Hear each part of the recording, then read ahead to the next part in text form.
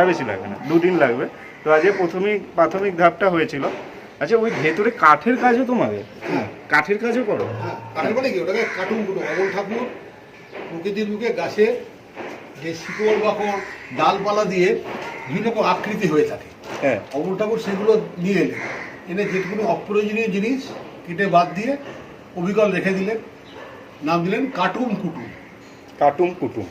এখানে কোনো রকম জীবজন্তুর মূর্তি পাওয়া যায়, বিমূর্ত মূর্তি পাওয়া যায়, আচ্ছা আচ্ছা আচ্ছা কোনো রকম বন্যপ্রাণীর আকৃতি পাওয়া যায়।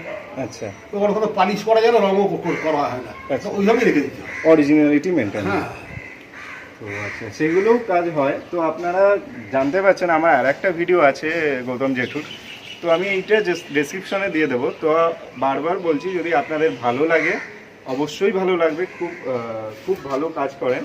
তো আপনারা অর্ডার দিতে পারেন। এই যে বাড়িতে যেটা আছে, সেটা আপনাদের বাড়িতে আরও ভালো